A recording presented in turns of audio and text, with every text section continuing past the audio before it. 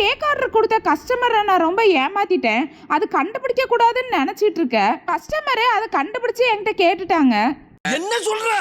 ஆமாங்க, கஸ்டமர் ஒருத்தவங்க ½ கேஜில எனக்கு ரசமலை கேக் வேணும், ஈவினிங்கே தர முடியுமான்னு கேட்டிருந்தாங்க.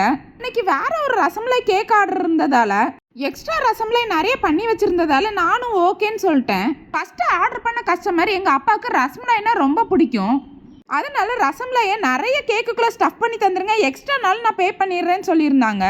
அவங்க அப்படி கேட்டதுனால வழக்கத்தை விட நிறைய ரசமலையை கேக்குக்குள்ள ஸ்டஃப் பண்ணி ஃபர்ஸ்ட் கேட்ட கஸ்டமருக்கு சென்ட் பண்ணி விட்டுட்டேன். செகண்ட் கஸ்டமருக்கு கேக்கை ரெடி பண்ணிட்டு இருக்கும்போது தான் பார்த்தா ரசமலை ரொம்ப கம்மியா இருந்துச்சு. அதனால ரசமலையை கடையில இருந்து அவசர அவசரமா வாங்கிட்டு வந்து கேக்கு மேல வச்சு விட்டேன். கஸ்டமருக்கு தெரியக்கூடாதுன்னு நினைச்சேன், ஆனா கஸ்டமர் கண்டுபிடிச்சிட்டாங்க. என்ன சிஸ்டர், உங்ககிட்ட நான் எத்தனை வருஷமா வாங்கிட்டு இருக்கேன், நீங்க பண்ற ரசமலை டேஸ்ட் எனக்கு தெரியாதான்னு கஸ்டமர் கேட்க, என் மாவன் அதுக்கெல்லாம் சரிப்பட்டு வர மாட்டேன். 2 கேக் டிசைன்ல எது நல்லா இருக்குன்னு கமெண்ட்ல சொல்லுங்க.